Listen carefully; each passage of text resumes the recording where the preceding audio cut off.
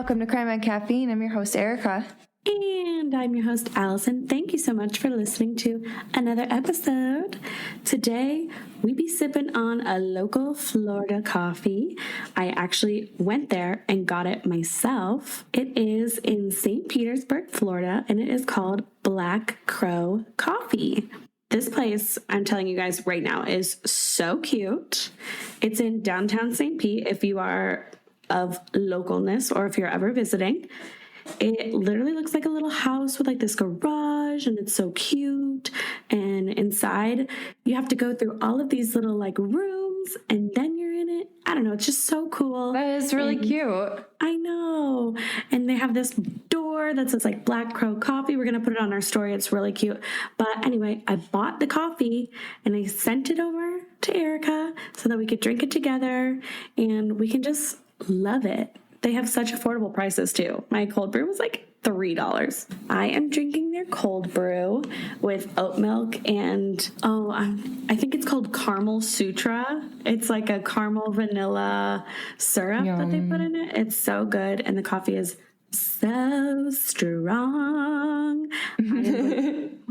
Wired for a while. I feel like you really don't need this right now, but all right. I sure don't. I'm hype as hell. I didn't need all the coffee, but I had all the coffee, and here I am. Here we are. If you are ever at Black Crow, I did put a Crime on Caffeine sticker on a table, so you have to find it and take a picture for us. Yeah, and tag us on Insta. If you guys do have any coffee recommendations, just go ahead and DM us on whatever social media or go to our website and you can fill it out at the bottom. Send us an email. Everything is just Crime on Caffeine, but we want to find some more coffees. We've been trying to check out some local coffees in Chicago and like in the Tampa St. Pete area, but we can order stuff, whatever. So give us your suggestions. I know that 2 people have messaged us on Instagram, so thank you so much to those people. And we are going to try those coffees. It just takes us a second. And thank you to my mother, who is apparently sending me and Erica some coffee. So thanks, Mom. Thank you. Shout out. Shouts out, Mom. But also, shouts out to every single one of you, because we did reach 5,000 downloads and we're now past that and just thriving. We're on our way to 6,000. Thank you so much. Thank you. Yeah. To 10,000. To 10, to 20. We're going to take over the dang crime worlds, one case at a time. I've had too much coffee. Although you did look like Coffee Erica at the beginning of this episode with your hood up. Guys, one time we were at work and she had so much coffee that next thing you know, I look over in the corner and she's like cloaked. She had her hood up over her and she just in like a ball. And I was like, hey, you okay, girl? And she's like, yeah, I just had way too much coffee. I'm all over the place. I was like having a panic attack. It was so funny. Not that panic attacks are funny, but you looked so funny. I was a mess. You were hooded Erica. It wasn't a good time for me. I don't think it was a good time for any of us, honestly. No, we're in a much better place now. We are. So, is there any true crime news updates? I know that there has been a big case going on in the news recently, and are you going to give us a little update on it? I sure will. So I'm sure the majority of you have heard about the Gabby Petito case. Some big news came out today. Today's Sunday. So I just wanted to kind of give like a little overview of what we know so far and kind of what's happening right now. But basically, on July 2nd, 22-year-old blogger Gabby Petito and her fiance, 23-year-old Brian Laundrie, went on a cross-country van trip. They were going to do like the van life, like bachelor people. What's his name? Kaylin and Dean, thank you. Like that type of thing. And she was someone who was kind of like a travel blogger. So like for the last 2 years, she's been posting about her travel experiences on TikTok and Instagram, kind of doing like influencer type vibes.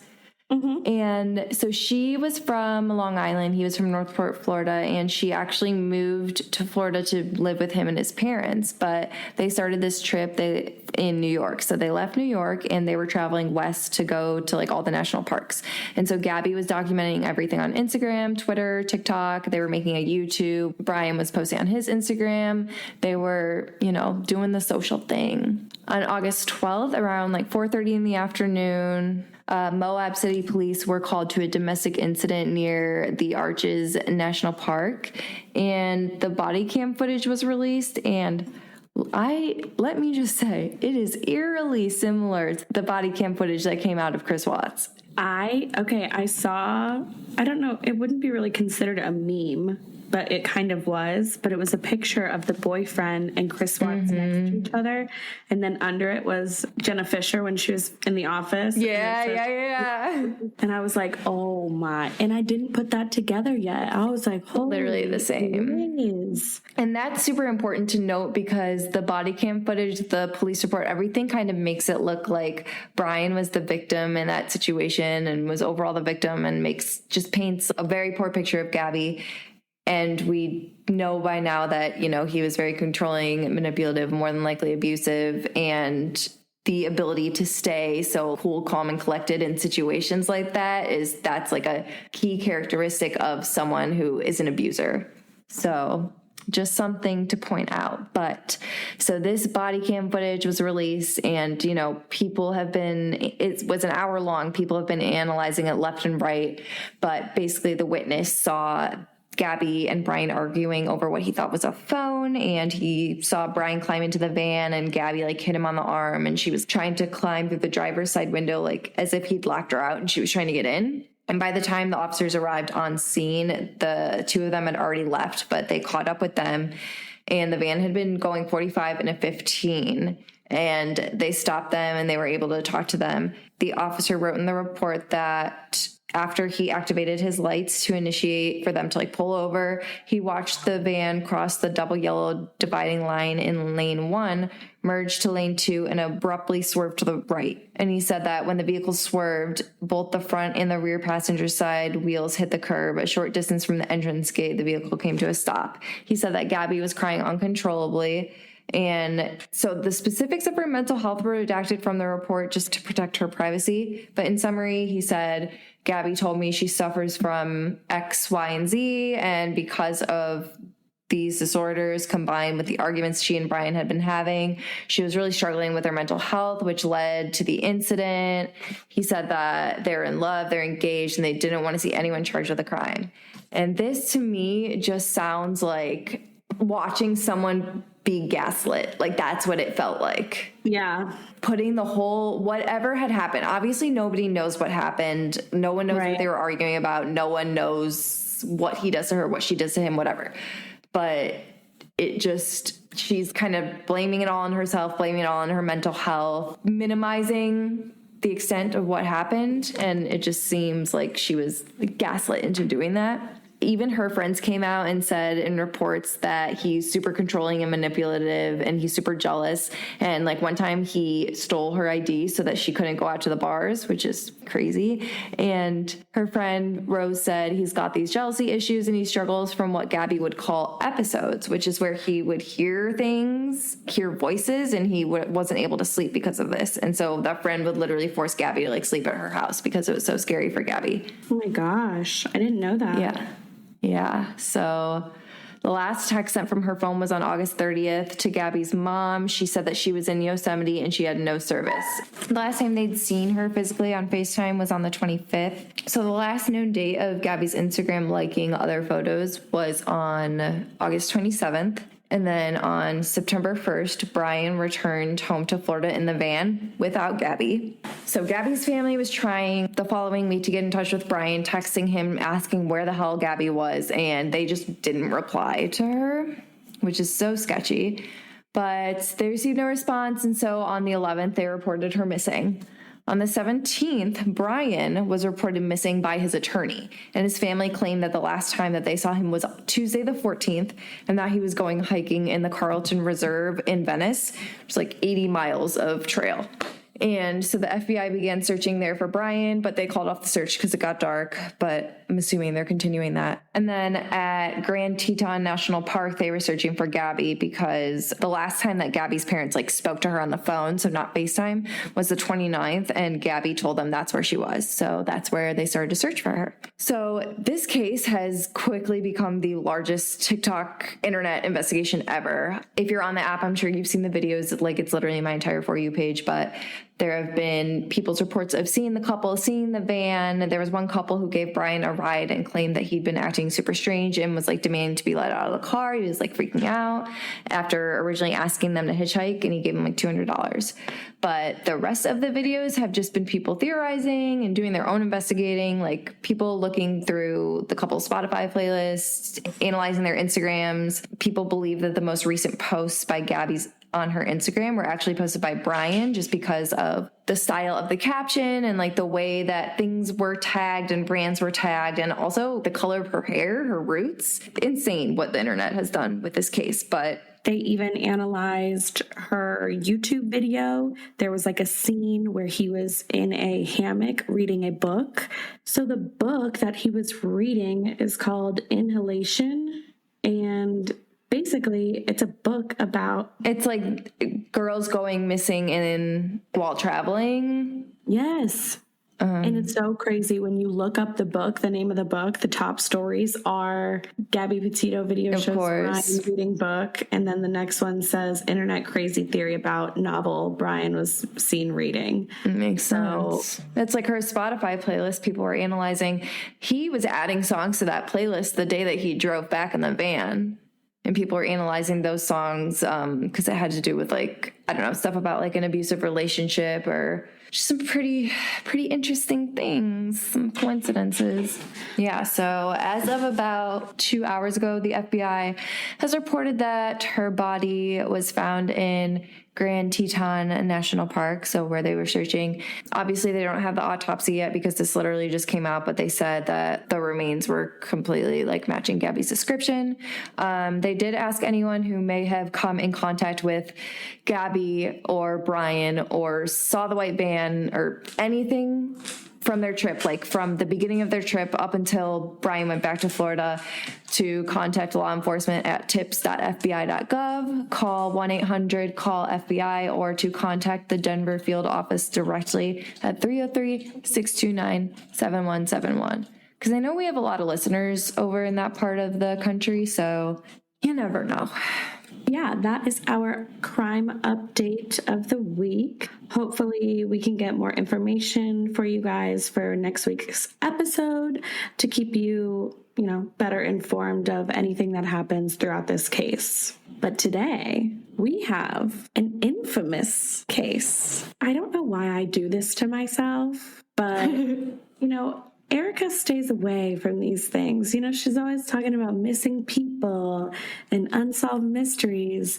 And for some reason, I always get stuck in cannibalism wormholes.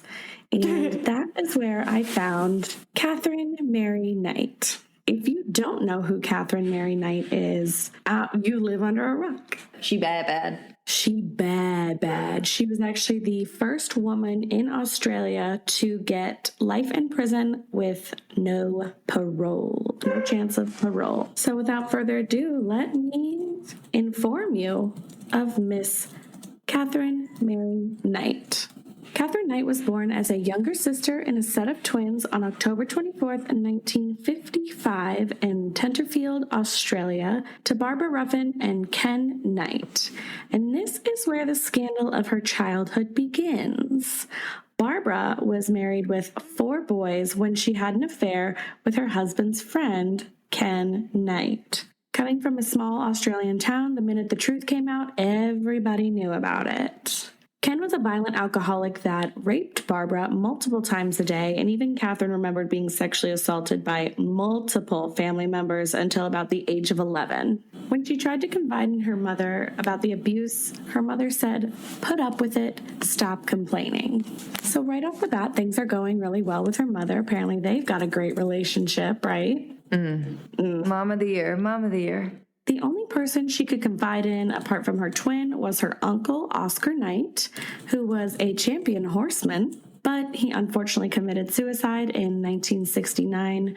And after she heard the news about it, she was just broken. And for a really long time, she claimed that his ghost would visit her.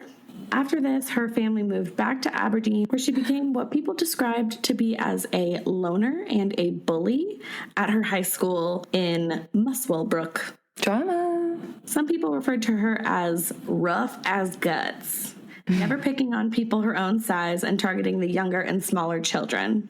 Except the one time she tried to fight a teacher. So she left school at the age of 15 without ever learning basic life skills like reading or writing. And she went to go work in a local clothing factory, but that wasn't really her scene. So she got a job at the slaughterhouse, cutting out the organs of animals, where she earned a reputation as, quote unquote, a very proficient meat worker. So things are really looking up. A very proficient meat worker. Yes, great with the meat working. Gross. And this is why I don't eat red meat. Retweet. Journalist Peter Lalor wrote in Bloodstain, his true crime book that covered Katherine Knight, that she loved her job so much that she hung her first set of butcher knives over her bed, just in case she ever needed them. So, That's fucking insane. Yes, you can kind of see where this is going. She loves her dream job at her slaughterhouse. She loves her butcher knives. She's a bully with a bad childhood. Just recipe for success right here. Right. While working at a local butcher shop, she met herself a man named David Kellett.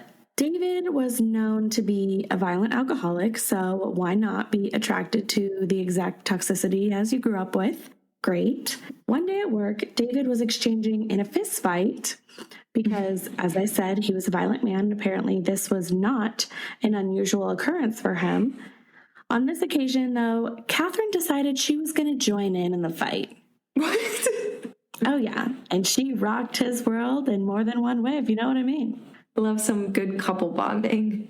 Right? Getting in fights together. In 1974, they decided to get married. Apparently, he was severely drunk the entire time, and according to an article by All Things Interesting, her mother warned David that Katherine had a terrible temper. Her words were, "You better watch this one or she'll fucking kill you. Stir her up the wrong way or do the wrong thing and you're fucked. Don't ever think of playing up to her. She'll fucking kill you. She has a screw loose somewhere." So sorry for the profanity, but apparently Katherine's mom was very adamant that David should probably watch his back. Did he? No, probably a little bit of a TMI moment, but it comes with some necessary information. On the night of their wedding, the newlyweds consummated their marriage 3 times before David fell asleep from exhaustion. Katherine was so pissed off because she wanted to go another round that she started strangling him. One day into marriage, not going well. So it's a good thing that they stayed married for 10 years and had 2 children. Hey, it's a roller coaster, you know, ups and downs. Life is a highway, and I'm going to ride it all night long. During their marriage, there was a number of issues. She was known to attack him, often with a heavy frying pan, to burn his clothes and threaten him with her beloved knives, which she had mounted above her bed, just as she had done when she first got them. Another issue was David's infidelity. When Katherine found out that David left her to be with another woman in Queensland, she kidnapped an acquaintance at knife point with the intention of making her drive, her and Katherine, to Coffs Harbour so she could kill David's mother before continuing north to kill David. That's like a lot of steps that didn't need to be included in responding to your husband leaving you for another woman. Correct. Then you are really not going to like what else comes next. Lay it on me. Her plan didn't really work because the woman managed to escape. So she decided to take her 2-month-old baby and lay her on the train tracks. No. The train. Yes. I want you to stop. Episode over. Episode just beginning. She took her 2-month-old baby to the train tracks to lay her on the tracks just before the train was due to arrive that day. Luckily, a local man who saw the incident picked up the baby off the tracks only 2 minutes before the train passed. Who is this man? An angel. Another thing she did was threaten multiple people with an axe, and witnesses saw her violently pushing and swinging her baby in a stroller, which led to her diagnosis of postnatal depression. She was taken to St. Elmo's Hospital in Tamworth, which is a psychiatric hospital where she stayed for a couple of months. During her stint there, she decided to confide in one of the nurses about how she planned to kill the mechanic that fixed her husband's car because he's the one that made it possible for him to leave her. This is just out of hand. Like, this entire paragraph is out of hand. So, she was still released, which made no sense, and her husband, David, took her back, which also made no sense. What? Well, he didn't last very long after she was released, and their relationship soon ended, sending Katherine into a deeper depression. She met another David in 1986, David Saunders, a local miner. Similar to her first relationship, this one also progressed very quickly, and David moved into her apartment with her 2 daughters just a few months after they met. The thing is, he kept his apartment too, which made Katherine very, very cuckoo, because she didn't know what he was doing when he wasn't with her. Her previous David was unfaithful, so she just could not handle when her new David was not around. She wanted him to know what she was capable of, so she decided to slit the throat of a young animal as an example to him. Why? Why is that necessary? In specific, it was a dingo puppy, but the word puppy made me actually physically sick as it is now. I literally feel like I'm going to throw up. It's like right in the middle of my throat. Why? I don't care if it was like a bird or a slug. You're crazy. Probably out of pure freaking terror and fear, he stayed with her, and they had a baby just 1 short year later. But then she tried to stab him with a pair of scissors one night, so he decided it was time that they go their separate ways. So in comes man number 3. Not another David, I promise. This man's name was John Chillingworth. Another one to note, but also a very quick relationship. There wasn't any notable violence like there was in the previous 2 relationships, but she did have a son with John. The reason they ultimately went their separate ways was because Katherine was actually unfaithful this time. She was unfaithful with a man named John Price. That's so minor. weird. So we have 2 Davids and 2 Johns, and my brother's name is David John. And 2 minors. Well, it was like a mining town. Oh, okay. Townman for mining. John had 2 older children already and made pretty good money as a miner. Katherine moved in with him in 1995. Everything was actually going surprisingly well for a pretty long period of time until she brought up the subject of getting married, and he declined her offer because he wanted all of his he wanted all of his life's assets to go to his children and not a new wife. Oh, I just know that pissed her off. The terror started with her getting him fired from his job by making it look like he was stealing from them. So obviously, him denying her proposal sent her into quite a little spiral. The start of that spiral was her trying to get him fired. And then in February of 2000, during an argument, she tried to stab him in the chest, which led to him getting, I'm not sure if they call it a restraining order, but something like a restraining order for a period of time against her in order to keep him and his children safe. He even told somebody that he worked with, if I ever go missing, it was because Katherine killed me. I hate when they say that. It always happens. Right? I'm getting PTSD from Susan Powell, who literally said that. Unfortunately for him, he didn't stay away from her long enough, and they continued their relationship after all this. On February 29th, 2000, John came home from work and went through his nightly routine per usual, which included checking in with his neighbors. He went to bed around 11 p.m. that night.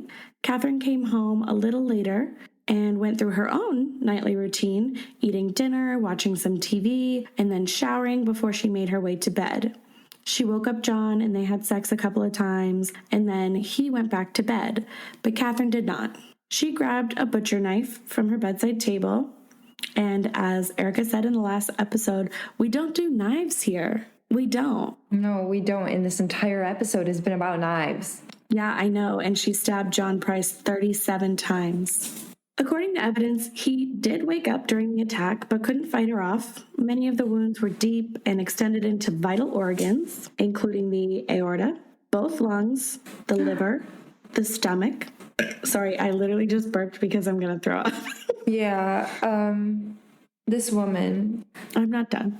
It also went into his colon and his pancreas. No. And his left kidney, and the lower pole of which had been virtually sliced off. So she, literally hit every organ. Basically. He died from the stab wounds, but that was not the end of Catherine's plan for him. After she knew he was dead, she dragged his body downstairs, skinned him, and hung him from the ceiling like she used to do to the animals in the butcher shop and slaughterhouse. I'm literally making breakfast. Stop. This is gross. While you eat your breakfast, I'm just going to put a little bit of a cannibalism trigger warning here, as if the whole situation that I didn't just say was a trigger enough. But if you can't handle this particular subject, then I would just fast forward a little. I can't handle it. I'm going to leave. Okay, then you can leave, and I will give you a hooroo when I'm done. Katherine then decapitated John and cut parts of his body into pieces to prepare a meal with potatoes, pumpkin, beets, zucchini, cabbage, squash, and gravy. Her half-eaten plate was later discovered at the crime scene. After she ate, she decided to take a handful of pills and pass out next to John's headless and hanging body. John's co-workers immediately called the police the next morning when he didn't show up to work. Constable Scott Matthews and Sergeant Graham Furlonger attended a welfare check at the home in Aberdeen to find one of the most horrific scenes. In an episode of Crimes That Shook the Nation, Sergeant Furlonger explained, and this is a quote from him, "As we went in, I saw straight ahead what I thought was a curtain." I can't read this. There was something hanging that was blocking the entry into the house. I thought it looked like some sort of blanket or some sort of covering that had been placed in the archway. It was only when he reached out to push the object aside that he felt something cold, and that Constable Matthews realized his arm was covered in blood. Sergeant Furlonger said, "I realized then that this was in fact a human pelt, the skin minus the head, a full skin just hanging from the top of the door frame. There was blood everywhere, a line of blood down the hallway, and out the kitchen door. There was a pot on the stove. I think I might have even said to Scotty, 'I'll give you one guess where the head is.'" I literally feel like I'm going to vomit. They literally had to move his skin out of the way like a curtain. I don't even understand how you do that. She was an expert butcher. Slaughterer. Oh yeah. She slaughtered animals for a freaking living. They said that the way that his body was cut up and that the skin was, they could literally sew it back onto his body. That's how exact it was. I'm gonna throw up.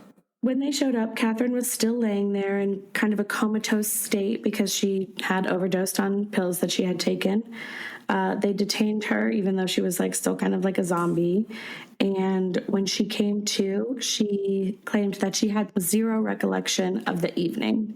She was transported to a hospital to aid in her drug overdose. When she recovered, they took her to a psychiatric ward. The police who investigated the crime scene reported they found John's head in a boiling pot of vegetables. The 2 meals prepared on the counter were labeled with his children's names. She was planning on feeding his children his body. No. I'm literally so sick right now. That is a whole different level of fucked. I have no other word for it. I'm sorry. I feel like I'm going to throw up.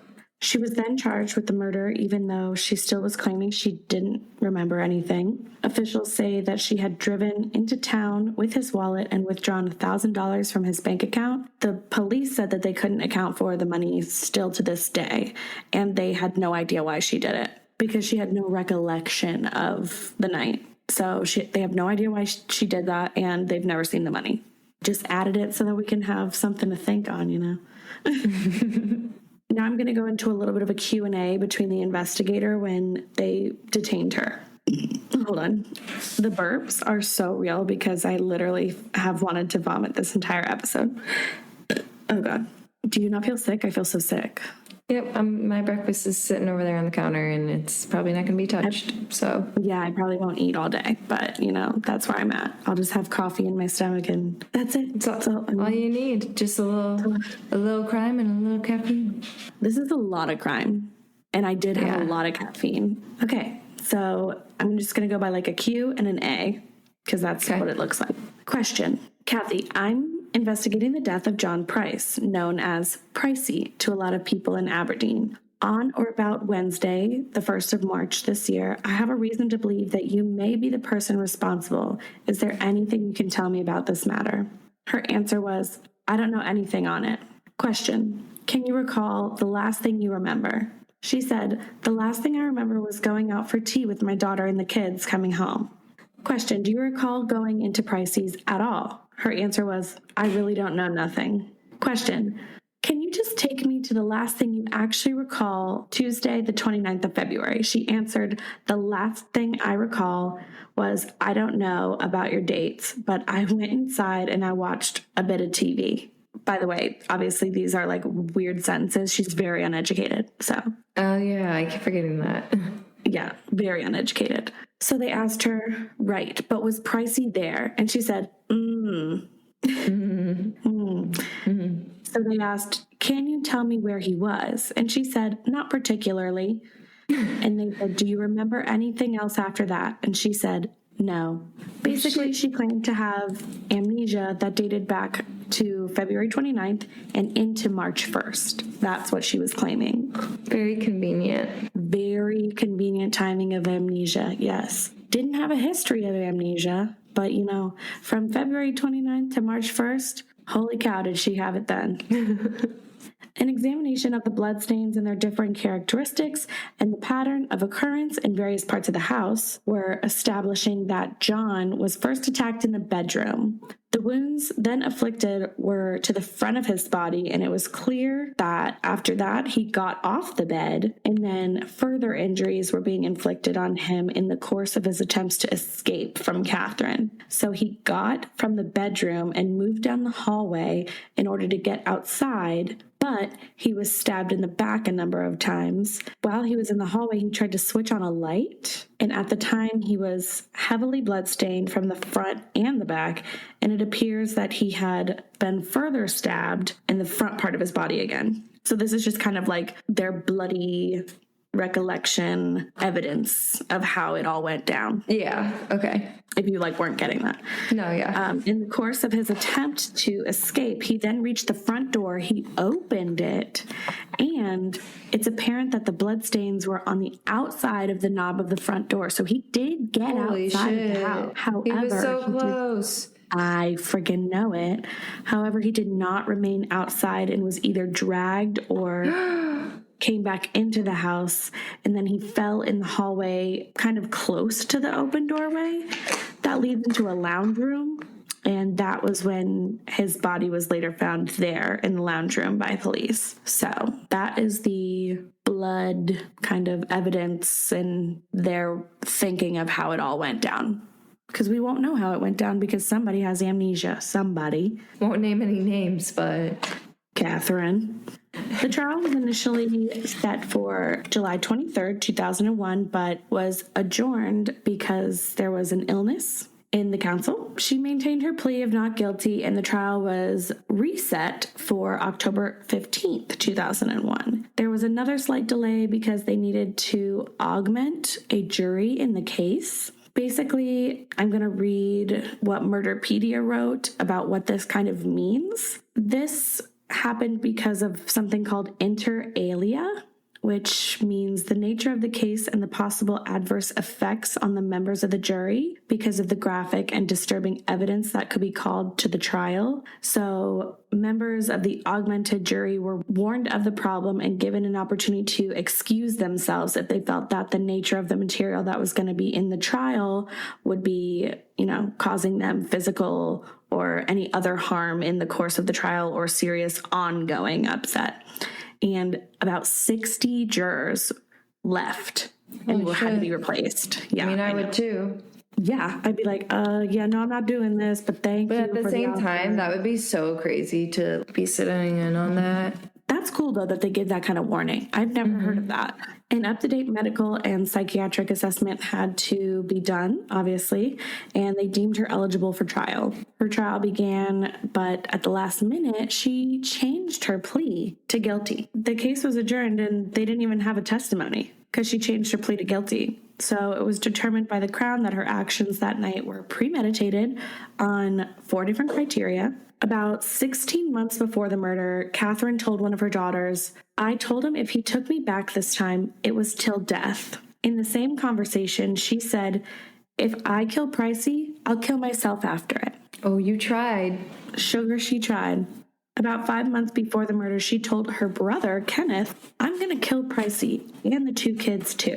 Katherine said to John in front of his friend, Trevor Lewis, "You'll never get me out of this house. I'll do you in first." He mentioned that once before, being at their house, she reached for the butcher knife and he got out of there as quick as possible.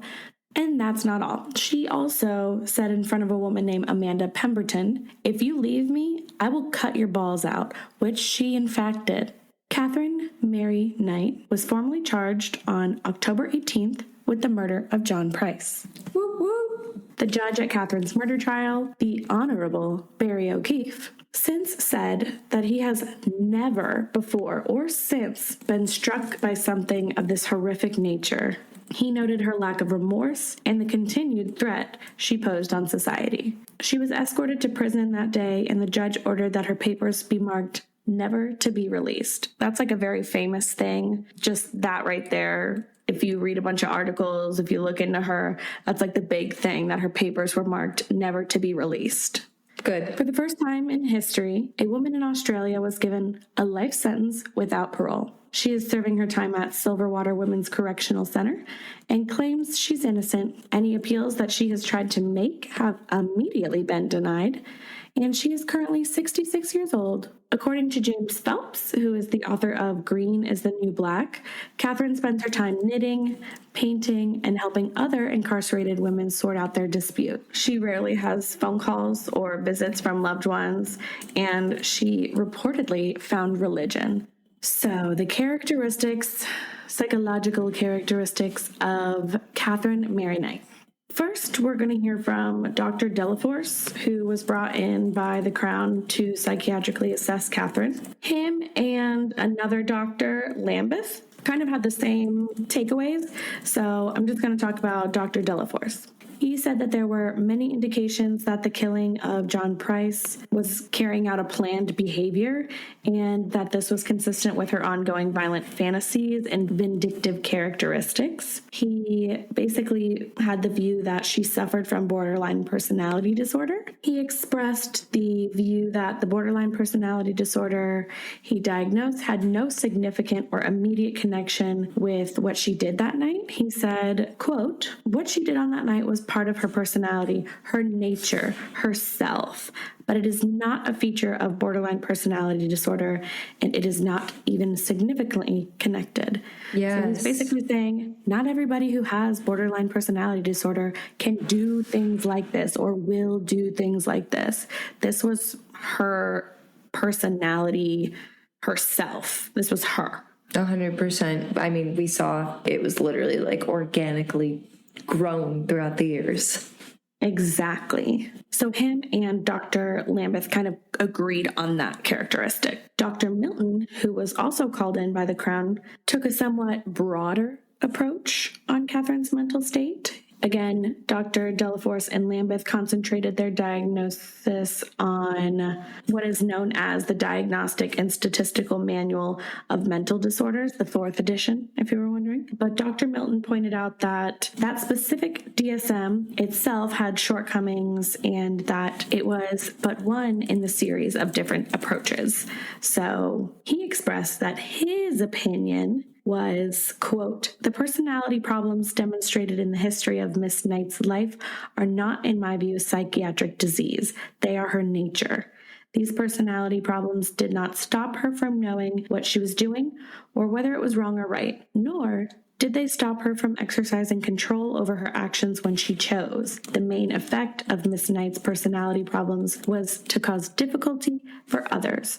I question whether that should be regarded as an abnormality of the mind, and think on balance it is not. But it is probably a decision for the court. He also said the problem is not that she did not know it was wrong to do such a thing, but that she did not care about doing them. Callousness is not an absence of knowledge or what is right and wrong. Miss Knight did not lack ability to control herself. I am of the view that Miss Knight had the ability to control herself at the time she killed Mr. Price.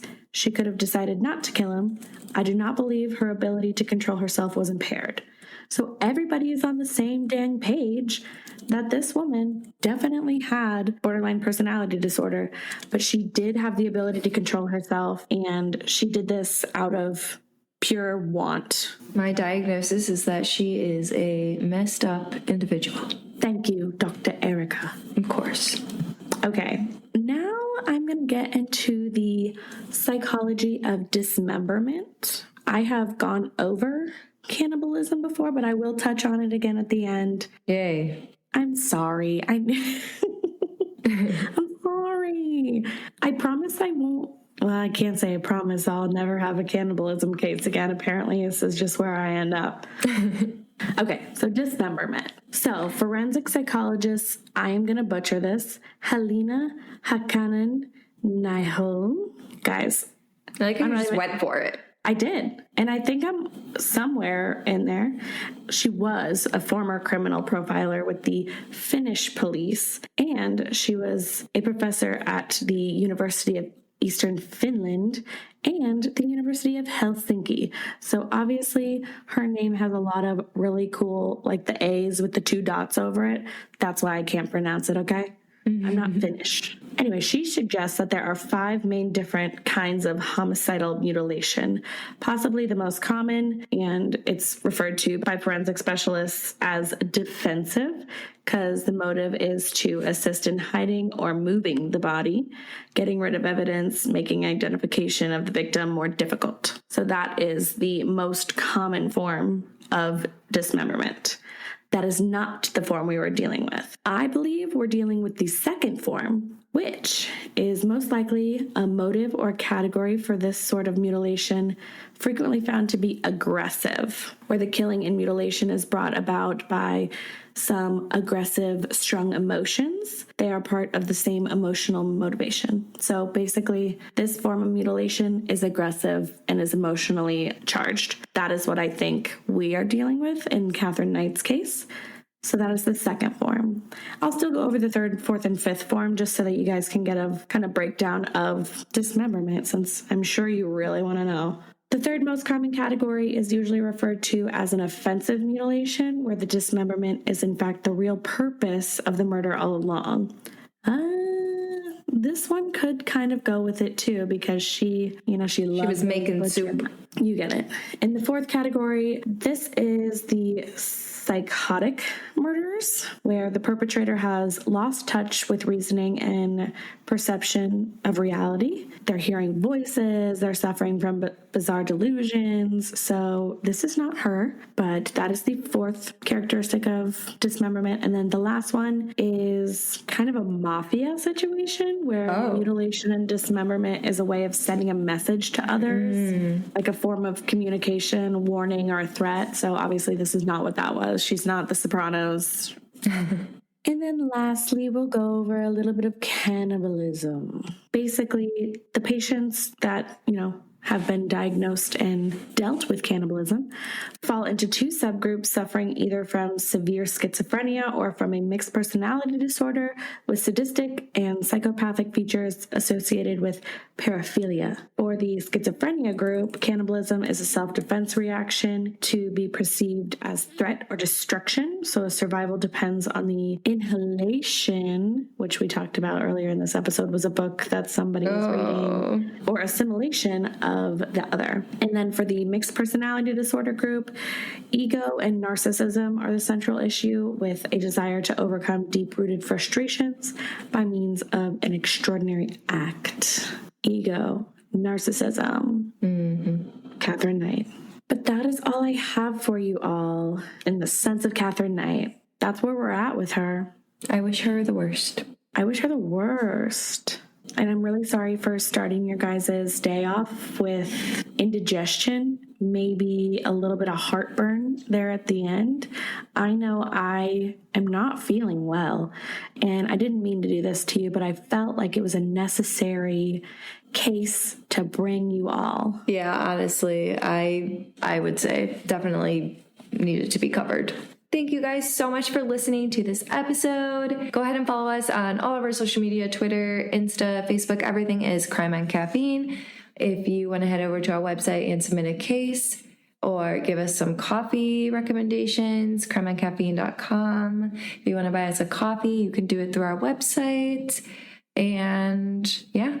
Don't forget to tune in next week. We've got another episode from Erica, which I don't know, so you don't know.